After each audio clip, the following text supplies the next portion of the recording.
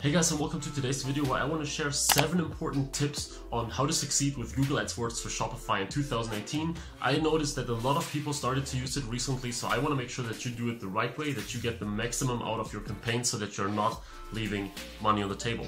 So stick with me and I will show you 7 cool things so that you always stay ahead of the game in 2018 with your AdWords campaigns. I grew tired of that. I grew eyes on my back. They drew iron when I drew rhymes. Now who's firing back? Told myself, keep your mind in them raps, knowing damn well this shit's chest. So first of all, it is super important that you start listening to the recommendations AdWords gives you. In the AdWords account, you will find a tab called Recommendations, and at some point in time, they really used to be kind of crap. So AdWords really basically told you that you had to spend more money. This was essentially what they were telling you. But now, since machine learning got better and better, and they recently newly introduced it, the recommendations tab is getting really dedicated. So if you listen to it carefully, you will definitely find some great value in this tab, because AdWords really gives you some really cool tips, like when should you start a new experiment, when should you split test your campaigns and things like that. So if you want to get the most out of your campaigns in 2018, make sure that you have a look at this recommendation tab frequently. The second thing is actually quite popular, but still many people make the mistake and don't do this correctly, and this is keeping your ads and keywords and all overall ad groups at maximum relevance. I still see people that pack different products that are broadly related but not related enough in one ad group, and this always gives you losses. This always will lose you money. You will always get less conversions, because in AdWords it's all about 100% relevance. You need to put products together that are like almost the same.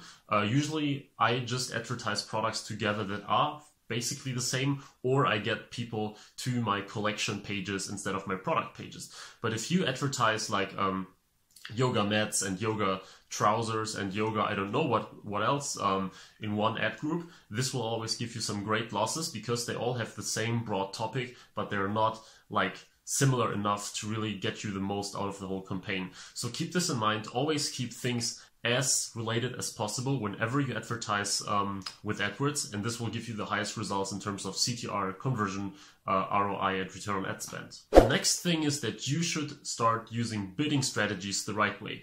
Most people I know still either use manual CPC all the time, or they, for example, get started with maximum clicks or targets CPA too quickly. The way these automated bidding strategies work on AdWords is that they take machine learning data from your existing campaigns and basically optimize your current ones. So when you start, for example, using target CPA immediately, this doesn't help you, because AdWords has no data to work on, and people still think like target CPA is always the best or maximum conversions is always the best. But the fact is that if you use them without any prior data, you're basically gambling, because probably it works, probably you get some sales, but it was not because of this bidding strategy. In this case, maybe your ad was great or you just hit the right people, but it was not that target CPA is generally the best. I always recommend that you start with manual CPC until you get like 25 or 30 conversions, and then you can switch to target CPA, and then at some point you can switch to target ROAS, which normally requires even more conversions. AdWords recommends something between like 50 and 60 conversions to really get the most out of your campaigns. So keep this in mind. Start with manual CPC. Don't expect the Google algorithm to work wonders for you if you don't have any data, because it won't. And then gradually switch. Normally with an experiment, this is the best way to do it. If you normally start with manual CPC, then you do an experiment, and if the target CPA, for example, works better, then you will switch, and then you will continue using target CPA. So the fourth important tip here is that you should use the search term report on a regular basis. The search term report is basically the main resource of getting new keywords for your campaign. So I look at the search term report very frequently, depending on the account size. I actually have a daily look in it, because there are so many keywords that might be super relevant for your business. There are so many things that you can learn from this report. And if you just set up your keywords once and then you forget about them, or then you launch your ads and you never change anything, you will definitely lose a lot of money. So, or at least you leave money on the table. Let's put it like this. The search term report shows you what people are looking for, and if they are then clicking your ads, and if they are then buying your stuff. So probably you have some cool keywords, but people are looking for even more related keywords, or people are looking for stuff that is totally irrelevant to your products. And then by looking into the search term report, you would be able to eliminate these keywords, and you would be able to really maximize your budget and your budget allocation, because you would definitely get the most out of your campaign. So maybe you have some keywords that are totally unrelated, but people keep looking for them and you keep spending money for these keywords, but they don't bring any value. So have a look at the search term report frequently, at least every like 2 to 3 days. If you're starting out, you might find some very important insights here immediately. So make sure that as soon as there is something popping up, you take action immediately and either eliminate or adjust your campaign. So the fifth thing is that you shouldn't forget about YouTube. YouTube is an enormously big video platform. And if you don't think about like putting your videos there, you might definitely lose some customers. So for example, lately one of my clients had a product that was very visual, like people wanted to see how it's working and stuff like that. And I noticed that a lot of people were looking for these products on YouTube because they wanted to see them in action. This was a rather fun product. And when I noticed that, I actually started a YouTube campaign with him. We were making a pretty cool video, like not a very like one that required a large budget, but we made a short, cool video about the product.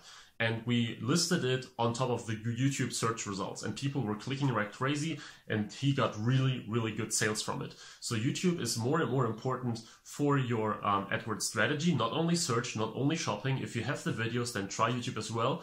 You might get some really, really cheap cost per view, way lower than on Facebook sometimes, and you definitely might be able to get people to click the links, buy your products, and be really interested because they saw your product in action, they really saw what it's about, and you can really educate them before actually making the sale, which is not always possible if you don't do it with a full video on YouTube, for example. The next big thing is remarketing lists for search ads and remarketing in general. So remarketing lists for search ads means that you can retarget people that have visited your site and are browsing and searching for something again. So normal remarketing means that you show them a picture like, hey, here's the product that you looked at, let's go back and buy it again. Or let's go back and finally buy it, right?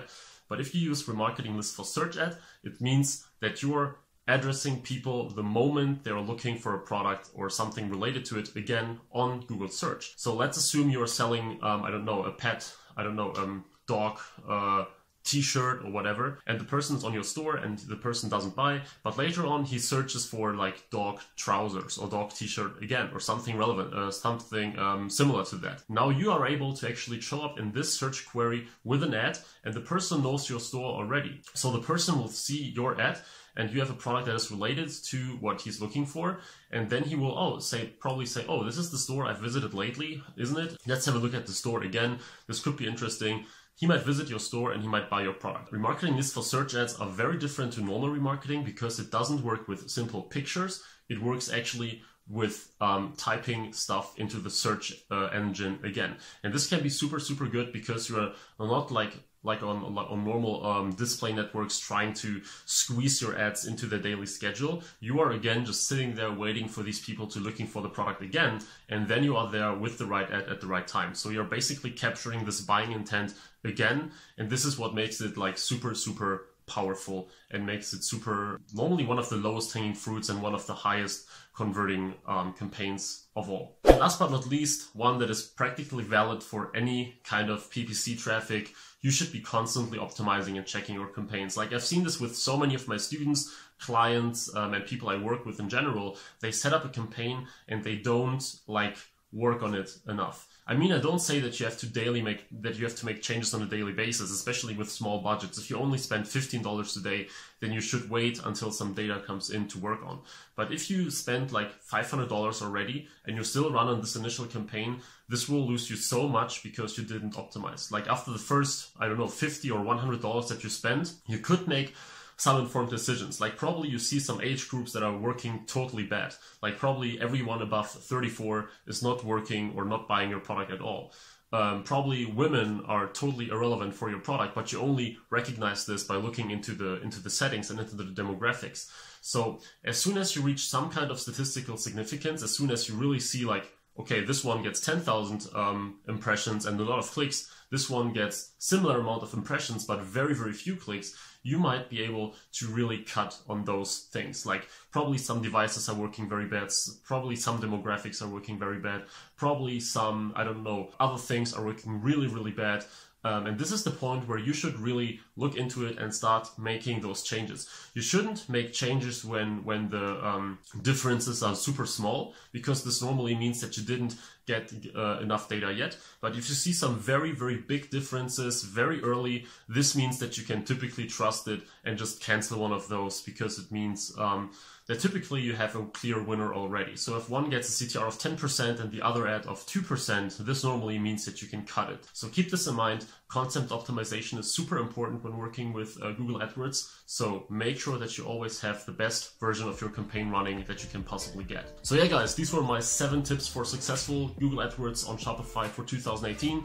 I know that there are a lot of details I missed out. I know that there are so many more things. I will make a video with additional tips. I will make some more videos where I go more into detail with the individual tips. So please make sure that you subscribe to this channel to never miss out on one of these. I will be focusing more on Google AdWords now again. I mean, this channel has pretty much Google AdWords focus recently, but I want to go even more into this topic for those that are interested. But for those that are still using Facebook ads only or influencers, of course, I will also be still making videos on these topics as well. So you might also look into the Google AdWords playlist right below. There you will find a lot of Google AdWords related videos. And yeah, as I said, please subscribe to the channel. Please take a look at the eCom PPC Academy, the Google AdWords course to really start selling your dropshipping products efficiently. You will find the link in the description, and I will hope that you will check it out as well. So thanks for watching, guys, and I will see you in the next video.